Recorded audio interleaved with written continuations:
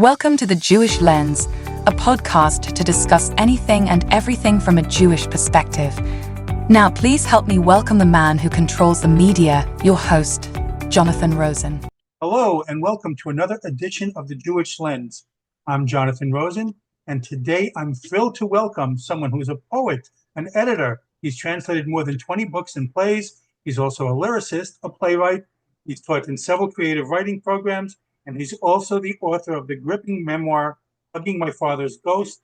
Please help me welcome Zack Rogow. And I should have asked you ahead of time if I'm pronouncing that right, the last name. Perfect. Thank you, Jonathan.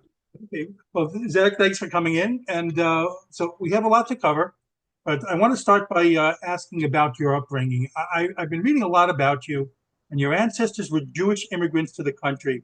So can you talk a little about that first, and where did your family come from, and when did they first start arriving in this country? Well, my family arrived in the U.S. around 1900. They were part of that huge wave of Ashkenazi Jews from Eastern Europe who fled the pogroms and were looking for better opportunities and a better life in North America. And my dad's family figures very prominently in my memoir, Hugging My Father's Ghost. And they were from Bialystok, which was then part of the Tsar's Russian Right. Empire, but is now part of Poland. And Bialystok had an amazing Jewish community. I think more than half of the city was Jewish. And it was a multilingual, very dynamic, very culturally rich community. One of the things I talk about is how my grandma, in the memoirs, how my grandma Miriam, who I don't think even had a high school education, spoke 8 different languages Oh, wow. because in the market in Bialystok, it was a crossroads of so many different cultures. So people spoke Yiddish, of course. They spoke Russian because that was the official language of the Tsar's empire. They spoke Polish because that was what most of the people in Bialystok spoke. They spoke Lithuanian, Oh, wow. Hungarian, Wow. Hebrew, and of course they learned English when they came here. So interestingly, the Esperanto language, which was an Yeah. attempt to create a sort of universal language that would be easy for everyone to learn as a second language, which had elements of many different languages, that was invented by a Jew from Bialystok. And it's no accident because Bialystok was such a crossroads. Oh, it's amazing that you say that my family was very much the same way. My grandparents, great that they knew different languages, quite a few different languages from having traveled so much. Also, so what was your life like with regard to Judaism growing up? Were you observant at all, or no? I grew up in a very Jewish milieu on the Upper West Side of Manhattan in the Hmm. 1950s, but it was a fairly secular lifestyle to a great extent because my parents were part of that generation that was rebelling against tradition. They grew up in the radical 1930s, the era of the Great Depression. And I think that for them, and also there was so much pressure on immigrant families to assimilate I'm like, and to try to be as American as possible, which is one of the things I talk about, how it influenced my dad, who was also a writer. And so I didn't have a lot of Jewish tradition in terms of the faith, but I grew up in a very Jewish cultural context. So the Upper West Side uh, was probably majority Jewish at that time. Uh, and there was this incredible hotbed of Jewish intellectuals and artists on the Upper West Side that my parents were part of that included the writer Herman Wouk and Ira Levin, who was one of my mom's boyfriends after my dad tragically died when I was 3 years old. Ira was the author of Rosemary's Baby and the Boys from Brazil and quite a few other best-selling books. And this Jewish milieu was very much shaped by traditional Jewish culture in the sense that it had this wonderful uh, combination of Jewish humor and pathos that exists in a kind of dynamic balance in Jewish art. I've seen this very recently, for example, in the movie A Real Pain. I don't Mhm. know if you've seen that I've not about seen two that yet. No. young Jewish men who go back to see where their grandmother grew up in Poland. And but you see it in so much Jewish art, that combination of the sharpest pathos with the deepest humor. And, that feels like a very Jewish sensibility to me that I try to bring back to life in this memoir. Yeah. It's funny you mentioned just the boys from Brazil. I always think of that. That's a movie that my dad took me to when I was probably still much too young to see it. But so that movie's always stood out to me because of that. So, before we go into you and the memoir a little bit like that, I want to talk about your dad and his background. Your dad was Lee Rogow. He was a writer, who tragically died in a plane crash when he was still very young, and he was still very young as well. So he'd already built up a nice career for himself. So you talk a little bit about him. Yeah, so he grew up, my dad, Lee Rogow, grew up in Bayonne, New Jersey, which had a fairly large Jewish population. And he was the first in the family to go to college along with his brother Will. And he very early decided to be a writer, and he was quite a successful writer. He published maybe 50 short stories in his very brief life. He died at the age of 36. And he was published in the New Yorker and Esquire and Playboy and Redbook and all the major magazines of his time. He wrote short stories. He also wrote a script that was bought by a Hollywood studio, but he never got to finish. That's what that. And he was the drama critic for the Hollywood Reporter in New York. So that was a fairly important job because many plays on Broadway went on to become movies, and it was often his review that drew attention in Hollywood to a particular Broadway production. And he and my mom would go to all the opening nights on Broadway. And in order to get the review in the next day's Hollywood Reporter in Los Angeles, after the play, they would run to the um, telegraph office, the Western Union telegraph office in Times Square. And my dad, standing up in the office would write in block capitals his review just off the top of his head. I guess he had to think about it during the play. And the telegraph operator would, tap on his keys and telegraph Amazing. the review to LA so it could appear in the next day's paper.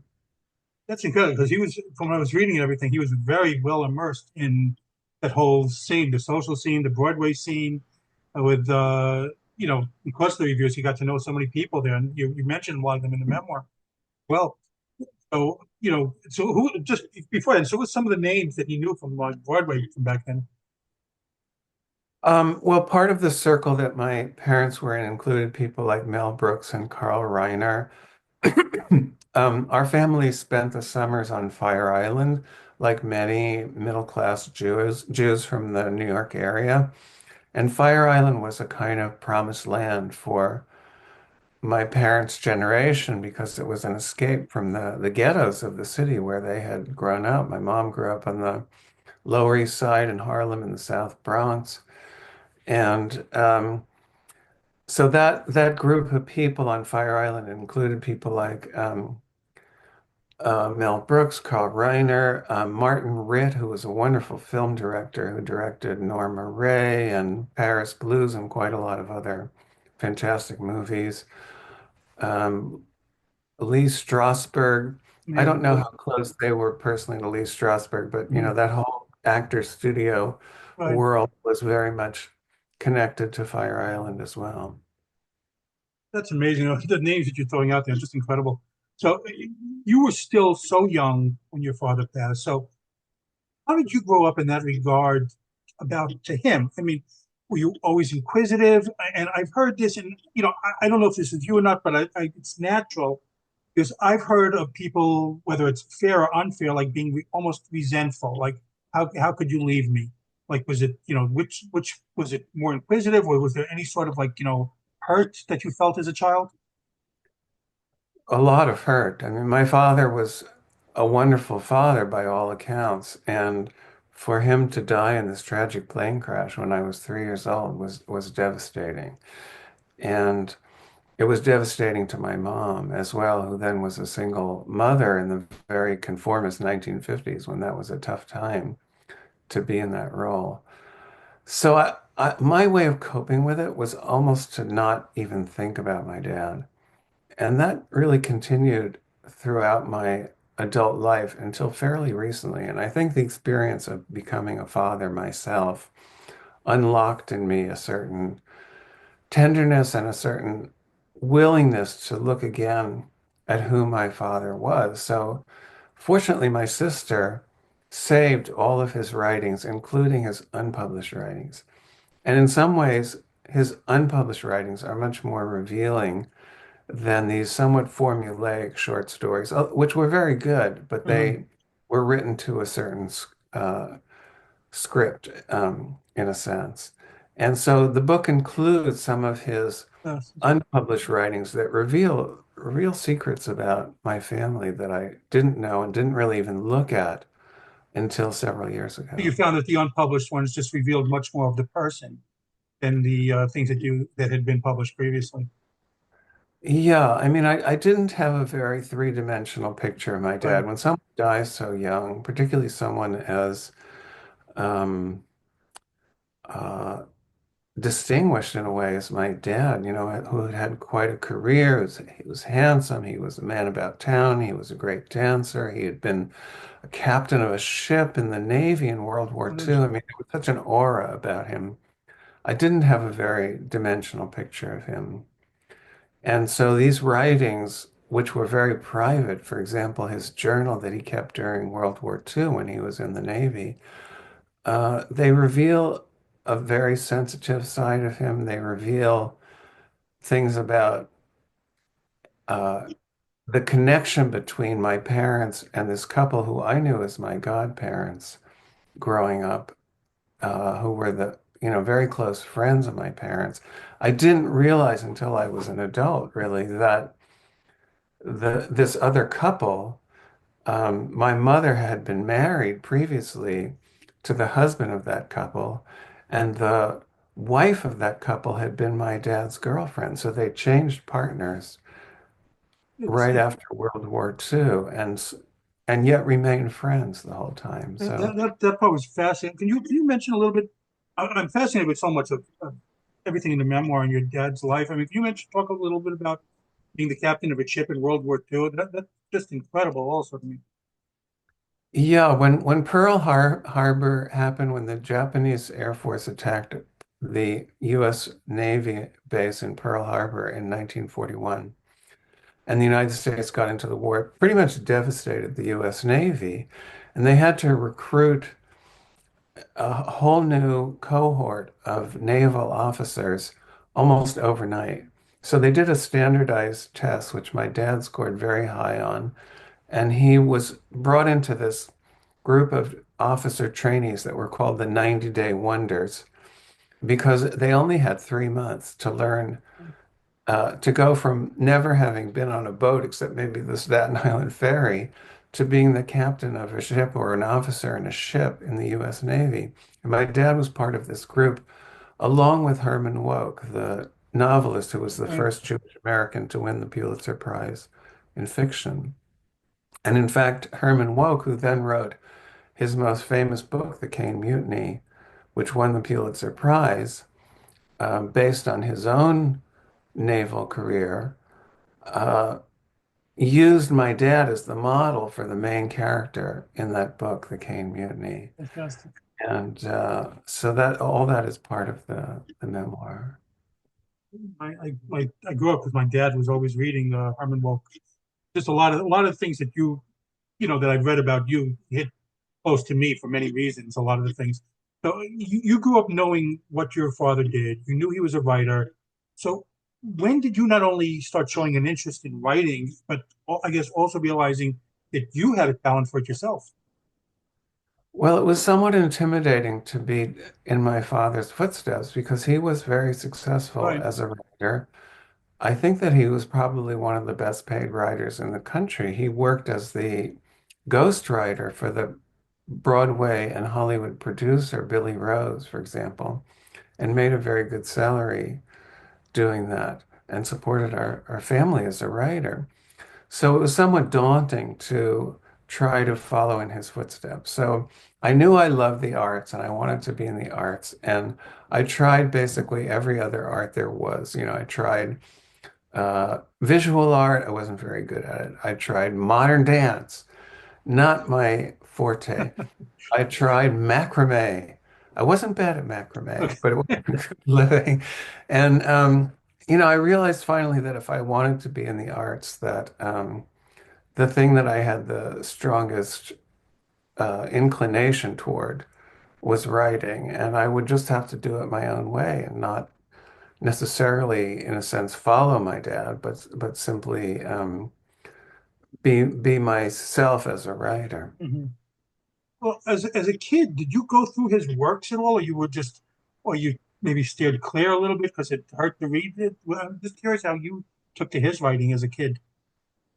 I didn't read a lot of his writing when I was a kid. Mhm. Again, I was just kind of putting aside the whole trauma of his death and losing him as a dad. I read a couple of his best known stories, which are also in the book. And, the book includes these imaginary conversations Yeah. between my dad and myself, where we talk about his writings, including his unpublished writings, and what they reveal about his life and his time, particularly about Jewish identity, because in the time that he was writing, which was the early 1950s, it was before these writers really opened up the whole world of writing about the Jewish experience, like Philip Roth, Yeah. Bernard Malamud, Saul Bellow, J.D. Salinger. I mean, all those great writers who really very bravely um, opened up the whole area of talking about Jewish American life in a way that resonated with Regular millions person. of Right. people, not just Jews, other people as well, because of the universality of the experience they wrote about. So my dad was before that, and even when he wrote about characters who, looking back, were obviously Jewish, he could never give them Jewish names. He couldn't Right. allow them to speak in a kind of Jewish way, the way the people we knew spoke. And yet he did write those stories, but he never published them. So that's part of what's in the book is those stories that are really about the world that I grew up in. That he didn't. So it's a hybrid. It's partly a memoir and it's partly his own writings that are in the book. Right. No, you include a lot of those. You said there's so many great stories in there. You do include a lot of his work, I saw. So when did you first start getting the idea to do a memoir revolving around your dad and doing it like, I guess, this way? Well, one of the things that triggered this, that's a good question, Jonathan. One of the things that triggered this was there were these two couples that I mentioned, my parents and their exes, who then got Right. together, became a couple. And three of the four of them died unnatural deaths at an early age. But there was one of them, Sugar, my dad's former girlfriend, who's also portrayed, by the way, in Herman Wouk's The Cane Mutiny. Sugar lived a long life, and I was not really in touch with her, but my sister stayed in touch with her. And toward the end of Sugar's life, I sought her out and asked her to tell me the real story, what had really happened with all of them. And she was reluctant at first, but she finally realized that I really needed to hear this. And so Sugar kind of spilled the beans in this last, not too long before she died, discussion with her.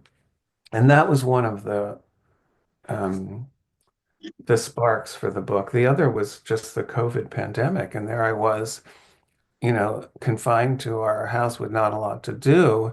And my sister had put together kind of a collection of my dad's writings, and I went through that. And that was when I actually wrote the book. Did you know that all those years that your sister had all this big collection of your father's belongings and everything like that? I knew that she had a collection. I didn't know all that was in it. Hmm. There was much more in it than I realized, and even more stuff is coming to the surface even after the book has been published. Wow. Well, people do biographies a lot. They do memoirs. This was so personal to you. How difficult was it to go and write about your dad when you were so young when it happened? I mean, does it almost feel like you're writing about a different person and someone that and not someone that you have this connection to? Well, strangely, I started to feel a very deep connection to my dad. I started to hear his voice in my head. And in these dialogues that are imaginary between me and my dad that take place during the book, I really felt that I was almost channeling his personality, not necessarily specific words that he would say, of course, but his personality came through in a way that I didn't imagine before. Like there was a kind of a slightly sarcastic edge to his humor that's not necessarily in his published work, but His which writing. came out like, there's one point where I try to actually edit one of his unpublished stories and to try to, based on all the history that's happened since that time, the 1950s, in a sense, kind of change the story so it's more up to date. And my dad gets very annoyed at this because, he knew me as a 3-year-old. And he says in this conversation, when I knew you, you were just getting over the terrible twos, or I thought you were over them. How could you have done this to my story? And, there's this sort of sarcastic back and forth between us that I didn't expect. There were things about his personality that came across in my imagination, but I can imagine that they were really who he Close was. to close to who, right? So how was this cathartic for you, or was this like, painful or combination of both? Definitely a combination, Jonathan. Yeah. I mean, there were moments when I was writing this book when I just, closed the laptop and cried. Yeah. There was just nothing else I could do because this brought back such acute feelings. And there were other times when I felt a huge relief that I was able to make this connection to his work and to who he was as a father. How difficult? I mean, your sister had all these things. How difficult was it to do research, I guess? And I'm talking about because your dad was a public person, figure. His writings are, readily available. His reviews of shows are available. You can find other quotes by people. You mentioned so many famous people who knew him. Considering that this was 70 years ago, like, how difficult is it to find out about the man, the person, and not necessarily, I guess, the public, perception? Because you mentioned talking to the ex-girlfriend a little bit, but how difficult is it to find out other things about the man himself as opposed to this public, persona? It was difficult, and some of it involves really reading between the lines in his writings, and some of it involved older siblings from my generation who did remember him. So I was 3 years old when he died, but for example, we had family friends who were 7 or 8 years old who did remember stories about him, stories maybe their parents also told them. So I interviewed people from my generation who had known him. And yeah, a lot of it is based on the stories and what the stories reveal. There are some very intimate things that come out in the stories, particularly the ones that he never published. Right. So did you did you find out things that you hadn't known before about your dad? Like just like new things like, wow, I'm shocked at that. Like I never knew that. Yeah, I did. I mean, I don't want to be a spoiler here Right. for my own book, but yes, there were things about his personal sexual life that I didn't know. There were things about um, his relationship with my mom that I conjecture from things that were in the Uh, unpublished stories. there were things about his personality that are revealed in that journal that he kept during World War II. Somehow he managed to smuggle a typewriter onto the Amazing. naval ship where he was an officer, and he was typing regularly, these he was only in his mid-20s during this time, and he wrote these very moving descriptions of what it was like to be on this boat with these strangers who he didn't know, at very close quarters, uh, and how people got along during the war. And yeah, there was a lot in there I didn't know about him. Yeah.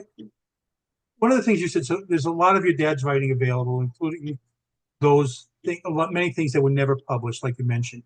So, are there plans to do things with them? In particular, you mentioned the screenplay, and as a writer myself, I don't know why that one hurt. That it was optioned to be produced, and it never got because of what happened. It never got made. So, are there things? Are there plans to do things with it at this time? You're going to continue with them, like maybe publish them or get the screenplay produced? I that's a very interesting idea. I don't know that the screenplay would have the same resonance today that it had Mm. then. So the screenplay developed out of his career as a drama critic when he used to go to these opening nights on Broadway. And it had to do with an incident involving the famous German actress Marlene Right. Dietrich. So Dietrich's daughter wanted to have a career on stage, and she didn't want to be in her mother's shadow. So it's sort of an interesting parallel here with, mother, daughter, father, son. And so she didn't use the last name Dietrich, and she wanted it completely. She didn't want anyone to even know that she was Marlene Dietrich's daughter. So there was this interesting mother-daughter dynamic going on in that career, and that's what the screenplay was based on. And I don't know. I don't know whether it would really resonate today because people don't really know Marlene Dietrich the way they did back then. She was such a big star. She was so glamorous and beautiful. She was my mother's favorite actress. My mother always, wanted to look like Marlene Dietrich. I think it might I work mean, just Marlene because. Dietrich was also, I'm sorry, go ahead. No, no, finish, please, please. So Marlene Dietrich was also ahead of her time in the sense that she was kind of a gender bending Right. woman, Mm. like in the Blue Angel, she wears like a man's suit, Right. and um, she could also be very feminine. My mother was also like that. Here's I don't know if you can see this here. This is It's this a is my little bit. mom and dad. I can make it a little bit. Yes, I'll have Do it blur because I have the blur here. there. Right. Yes. Now we And got it. here Okay. they are. Okay. So my mom could be very feminine, as in this picture from their honeymoon in France. Good But picture. she could also, put on a man's clothes. And, so she kind of patterned that after Marlene Dietrich. So she was someone who had a very big presence in my childhood. I just thought it might work because I read about that. It was about Marlena Dietrich. That there's such a thing now with nepo babies. People that so that kids of actors that have to distance themselves, or because otherwise they get criticized. That they're just they have it easy. So I thought of that when I was reading about what the play was. So there's a lot about in the memoir itself. There's a lot about you growing up and about your mom as well. And she had a fascinating story of her own, which it was not overshadowed in your memoir. You brought a lot of her out. So, and you mentioned already that she also had an unfortunate ending. Can you just talk a little about her as as a person and her life a little bit? So my mom, Mickey Rogow, was a native New Yorker. Her parents came from Ukraine, and they were immigrants from Ukraine who had come in steerage. They vividly remembered, riding in steerage, which was the lower level of the boat, where you were not even above the water line, and so the air over the days and days that people were in the hold of the boat would become very rank, and people lived in very close quarters with no privacy. I mean, they remembered all these details of the immigration story. And my mother carried all this with her. And, her family went through horrible pogroms in Kiev, where her mother's family was from.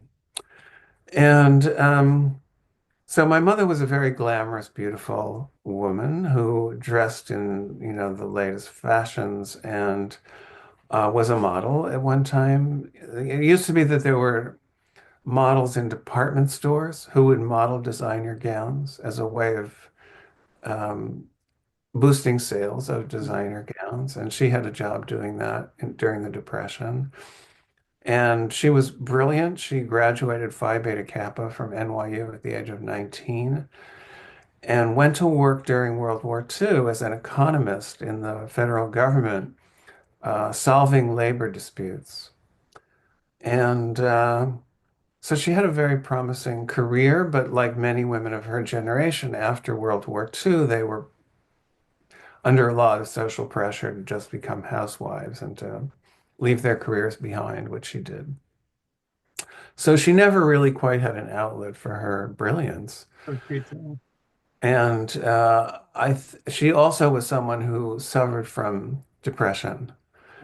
And she was either the life of the party and was so much fun and so funny, or she was really in deep blue depression. And that was very challenging, for her to have her as a single parent. I think, when she was with my dad, he was kind of like the anchor, and and they were a good balance for each other. But with my dad gone, it was very, very tough on my Did you mom. see that aspect of her a lot?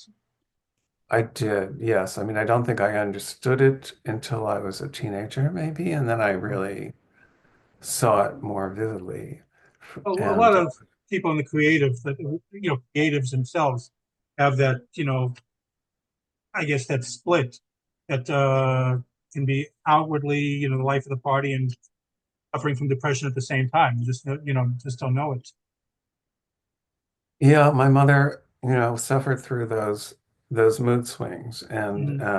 there were times that she was just the most amazing, loving, uh, brilliant, dazzling person. And, for example, there's one story I tell about in the memoir about how she kind of got this travel bug when I was a teenager, and every summer she would take us someplace special. And one summer we went to the island of Capri in Italy in the Bay Mm. of Naples, and there was this glamorous restaurant we walked past, and she said, "Let's go in there, let's go in there." And we were saying, "No, no, no, no." And there were all these women dressed in these fantastic outfits that were like out of Vogue or Elle or some women's fashion magazine. And my mother said, "I'm going to come back here tomorrow night and I'm going to wear my pajamas." And she had these like pajamas that had, very kind of elaborate, this was the 60s, so very elaborate kind of flowing fabric. And sure enough, she dressed up in her pajamas and we went to this fancy restaurant the next day and she brought it off, she just like, put on her makeup and she was there in her pajamas and we were just, chuckling through the whole meal. So she would do stuff like that. She was very spontaneous and unpredictable. Well, you definitely do her justice in the book. I mean, you have a lot of about there as well. So your father, how much did writing this book maybe change your outlook on your own relationship with your kids, and how much did that, I guess, both ways? And your kids you mentioned a little bit before affected your writing with your father. How much did writing about your father affect your relationship with your kids? Well, that's a good question. I have to think about that for a second, but I think it did affect it in the sense that remembering how quickly and suddenly my father was gone reminds me that every time I'm with my kids, who are now adults and are grown up, that every time I'm with them or talking to them on the phone, Yeah. could be the last time. You just don't know. And so I have to give it my all whenever I'm with them, and show them all the feelings that I have for them because you never know when I want them to remember that, They lost their mom very young too. My Oh, daughters lost their mom very young. So, um, it's such a precious thing, the oh, parent-child relationship. We just have to make it, um, we just have to, prioritize that whenever we can. I'm curious, how did your family, I mean, react to the book with the finished product? You mentioned your sister and you have other members. How did they react to the book? How did they like the finished product, basically?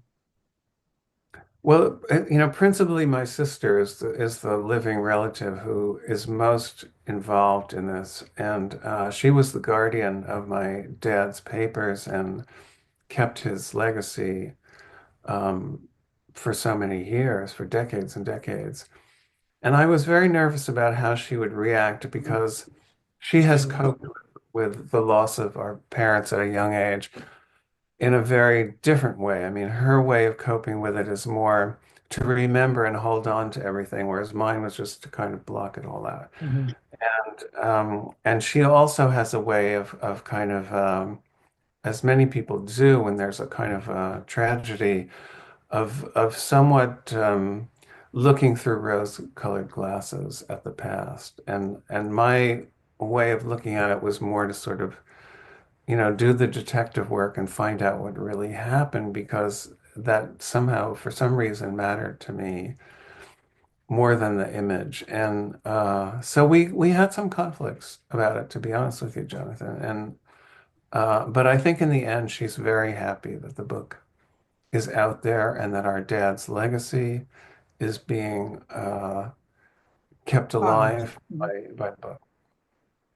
What like I said, I think the memoir is fascinating. I think it was very well done. There's a lot Thank you. there. I didn't I didn't know much beforehand. I know now, and there's like I said, I like the including the unfinished unwritten writings as well. It got a chance to know a little bit about him. Oh no, your dad was a writer. You're a writer. What advice do you give to other people looking to write now? Well, I believe that you should give yourself the benefit of the doubt if you want to be an artist or a writer. It sometimes takes a long time to figure out what your particular calling is as a Mhm. writer or an artist. We have so many influences. We are so exposed to other writers and artists through the media, um, through our readings, through our teachers, all of that, that it is a project to sort out what it is that you were best suited to do in your own creative life. And that can take time. So give yourself the benefit of the doubt. Give yourself the time to figure out what it is that you have to say that no one else can say because we all have an experience that's unique to us and a way of saying things and expressing things that's unique to us. And it can take time. The other thing is, don't quit your day job. Figure out a successful way to sustain yourself as an artist. You have to have a stable foundation on which uh, to base your career. If you're going to be creative in your artistic life, you have to be in a way kind of bourgeois and traditional uh, in your lifestyle enough to make it possible for you to be an artist over the long haul. But I'm curious also, what are you working on next? Well, I'm working on a book of poems. I've been writing poetry my whole life as well. That's sort of one direction that I've taken that's different from my dad, although he wrote light verse. Um, and I have a book of poems that is not autobiographical. So it's not my memoir, it's not my life. It's poems that are about more universal experiences, but I've been trying to make them personal by making the imagery and the stuff of the poems very vivid. So that's one project. It's tentatively called either going to be called either Infrared or All the People Who Have Ever Lived. I can't decide yet which title.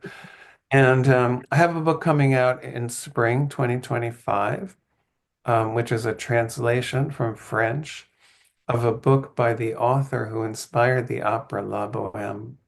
Oh, So I wow. love the opera La Bohème, and the writer Henri Murger, Murger, who was a French author who wrote the book that Puccini used as the basis of the opera.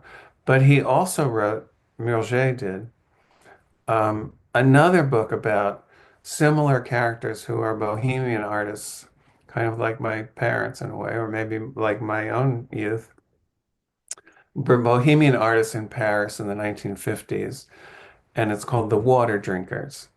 And this book has never been translated into English, even though it was published in 1854 in Oh, France and wow. has remained in print for, 170 years in France. And so this is the first translation of The Water Drinkers into English. How many languages do you speak? I love languages, and I've been lucky to inherit from my grandma Miriam this love of languages. So I've studied French, Italian, German. I speak some Spanish. I Oh, wow. speak some Portuguese, studied Russian at one point. I've tried to study Latin and ancient Greek, and so languages are a big part of my. How many books have you translated from other languages? How many languages, I mean, have you translated into? I mostly translate books from French. French? My French is really my best. So I think I've translated maybe 7 books from French.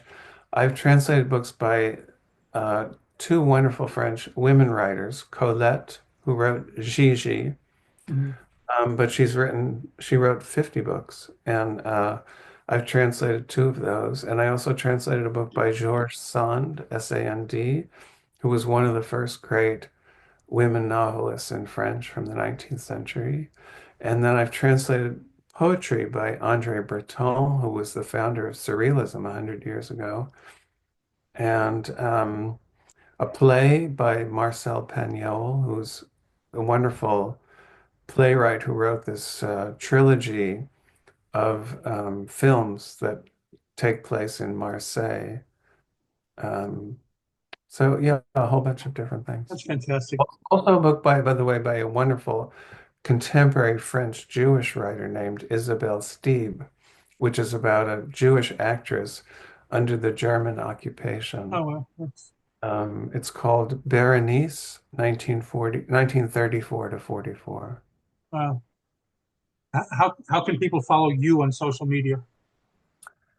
Well, my website is www.zackrogow.com, ZACKROGOW.com. Uh, I I am on X and I'm on Blue Sky, and I have a blog called Advice for Writers. So if you Google my name, Zack Rogow Advice for Writers, and it has almost 300 posts Oh, of amazing. writers. That's fantastic. Zach, I want to thank you for coming on today. It's a pleasure getting to speak with you. The book, Hugging My Father's Ghost, it's fantastic. I highly recommend everyone to go get it. Yes, and holding it up, but it's still blurry. I will It's include a graphic of the it within the. blurriness is hard to. Oh, There here it it is. is. Yeah, thank Fantastic. you so much, Jonathan. I enjoyed our discussion a lot. No, it was great, and my pleasure. And thank you for coming. Again, this has been the Jewish Lens. I'm Jonathan Rosen. Again, a very special thanks to Zack Rogow, and please like, comment, and subscribe. Thanks for tuning in to The Jewish Lens, where all items used was strictly kosher.